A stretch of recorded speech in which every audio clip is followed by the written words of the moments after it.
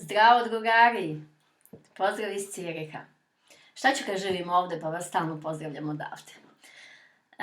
Prošli put sam snimila video snimak o prošlosti i na to ću se nadovezati mudrošću koju ćemo uskoro, bit će seminar u Beogradu 23. i 24. aprila. Zapamtite, zanimajte se, da ne bude posle nisam znao, zaboravio sam, nisam mogao.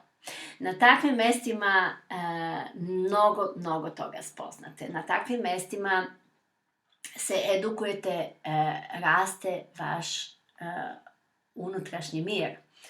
Na vama je da uzmete onda kad vam je dato, kad vam se daje, na vama je da se organizujete, da se zainteresujete i da mudro postupite po tom pitanju. Ovaj moment ću i posvetiti mudrošću ili mudrosti, kako ćemo to reći. I želim da vam približim malo, ima tema o mudrosti, ali želim da vam približim da porazmislite i sami zašto ja potenciram mudrost. I šta je ta mudrost?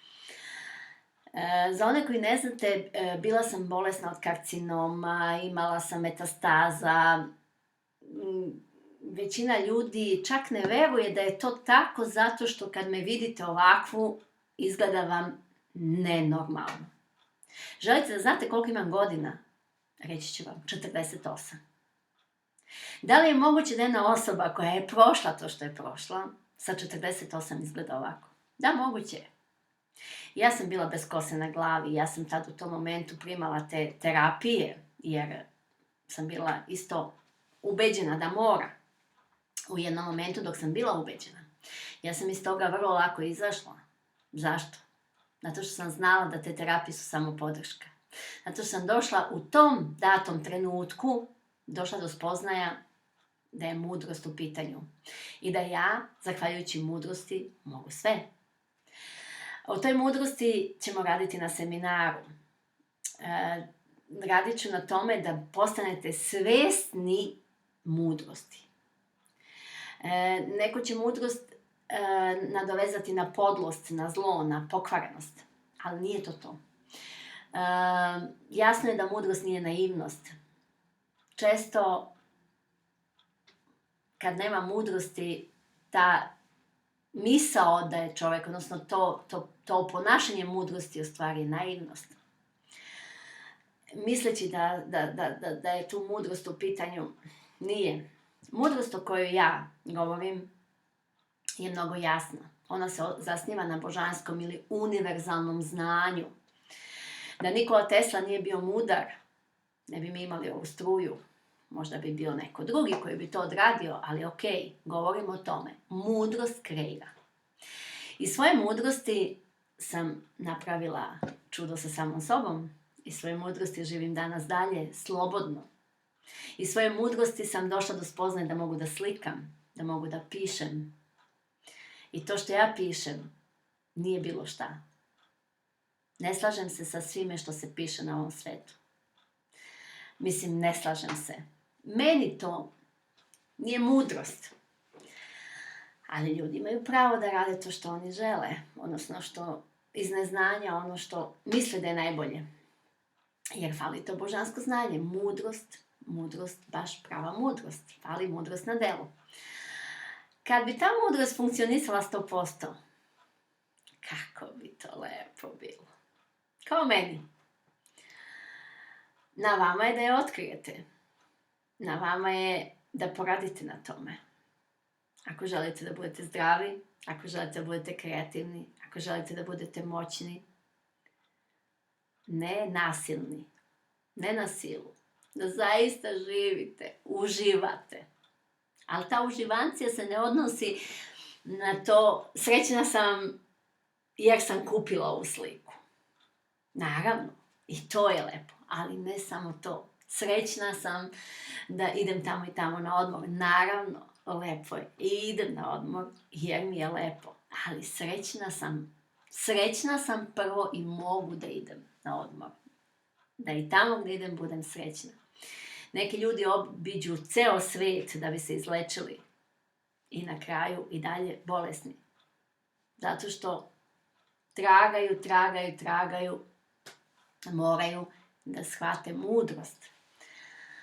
Eto, razmislite više o tome, dođite da doživite na delu tu mudrost, da postanete svesni toga. Znači, svest o kojoj govorim je jedno stanje iznad one klasične svesti. Jer vi svest imate, svi ljudi imaju svest, ali kakva je i šta vam ona čini? Ja govorim o jednoj višoj svesti, o jednom stanju nad te klasične svesti. Ja je zovem i nadsvesno stanje. Odgledajte te video snimke kako bi vam kliknulo, kako bi vam postalo jasno da postoji to nešto. I kako da vi to nešto živite. Pogotovo ljudi koji su bolesni. Ako to ne otkriju, bolest je uvek prisutna. Ja sam zaboravila kako to izgleda i ponosna sam na sebe što sam zaboravila.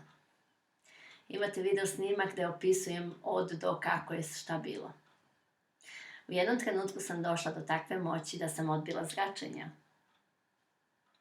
I živim bez obzira na to što se je mislilo da moram da primam zračenja. Ne morate ništa, ali da ne bi morali, morate biti moćni. Dotle, ljudi moji, nemam pravo da vam kažem nemojte ići kod lekara, nemojte piti lekove. Nemam pravo da određujem vaš život, ali vam mogu reći da ako radite na sebi, da ćete vi iz toga izaći, da to u stvari ne treba da bude tako, da vi ne trebate da budete žrtva svega toga, da vi ne treba da budete konzumatori svega toga.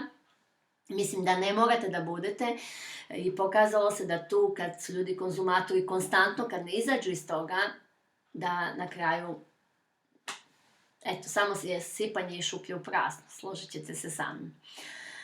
Ja baš pokazujem na delu, vidite, sa mnom, da je moguće živeti bez tih nekih ubeđenih, nametnutih stanja. Pitate me da li idem kod lekara? Ne, ja im mogu reći bolje kakvo je moje stanje nego što mi oni mogu reći. Ali to je moć. Ja obožavam te ljude, obožavam zato što oni daju dosta toga ljudima u tom datom trenutku. Spašavaju trenutno život. Na vama je da izađete iz toga. Eto. Do sljedećeg.